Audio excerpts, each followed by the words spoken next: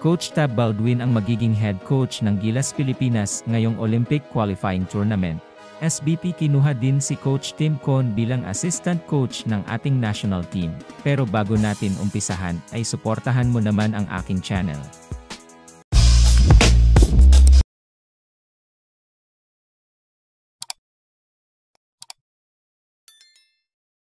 Naglabas na nga ng anunsyo itong Samahang Basketball ng Pilipinas, dahil napili na nga nila ang magiging head coach nating national team, na Gilas Pilipinas. Napili nga nila itong si Coach Tab Baldwin bilang head coach, at ang assistant coach naman nito ay walang iba kundi si Coach Tim Con.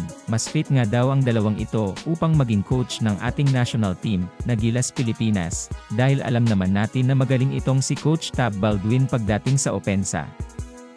Ayon nga sa Samahang Basketball ng Pilipinas, ay kailangan nga daw paghandaang mabuti ng ating national team, na Gilas Pilipinas ang paparating na Olympic Qualifying Tournament, dahil malalakas nga ang makakarap nila dito. Ayon nga dito kay Coach Tim Con ay malaki nga daw ang tiwala niya dito kay Coach Tab Baldwin, dahil napakagaling nga daw nitong head coach, dahil marami itong strategy na nakahanda para sa ating national team, na Gilas Pilipinas.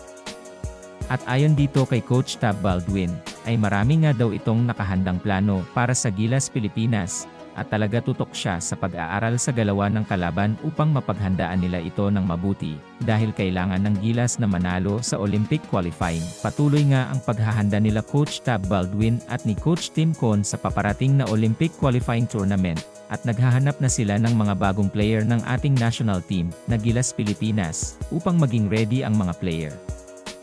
Kasalukuyan ngang inaasikaso na ng Samahang Basketball ng Pilipinas ang line-up ng ating national team, na Gilas Pilipinas, at sisiguraduhin nga nila na mapapaghandaan nila ng mabuti ang Olympic Qualifying Tournament. Sa tingin nyo mga kaibigan, malaki ba ang magiging pag-asa ng nating national team, na Gilas Pilipinas, sa paparating na Olympic Qualifying Tournament? Paki-comment naman ang inyong opinyon.